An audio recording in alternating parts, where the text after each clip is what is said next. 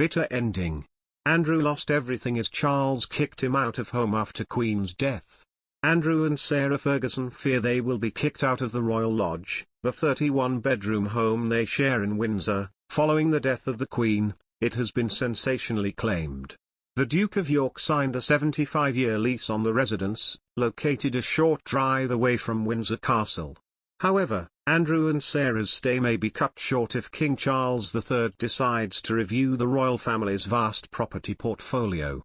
A source claimed their permanence at the residence could be a terrible look as Britain faced the cost of living crisis and a difficult winter. Nevertheless, they said the new king is unlikely to push out his brother and former sister-in-law from the home they still share in the immediate aftermath of the death of Queen Elizabeth II. The insider told The Sun, "They are no longer under the protection of the Queen, but it would seem callous to throw them out so soon after she died.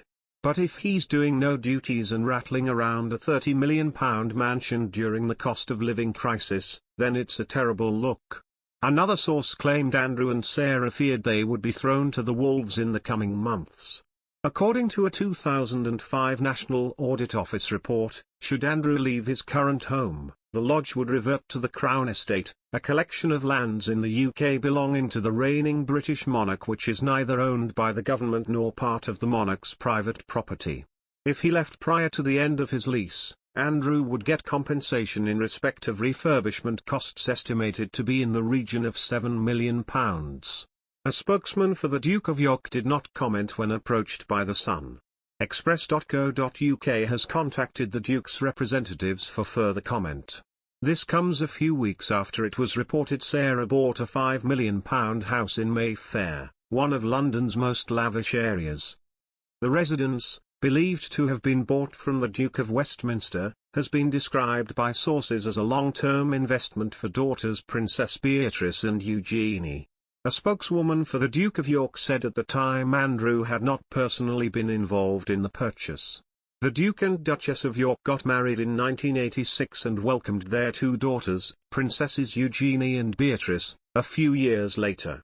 While their marriage ended in a divorce in 1996, 4 years after they separated, Andrew and Sarah remained close for the sake of their children, which they brought up together.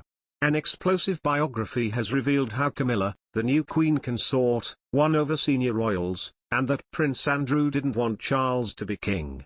The new book Camilla, Duchess of Cornwall, From Outcast to Queen Consort by biographer Angela Levin details her upbringing and how she became one of the core members of the firm.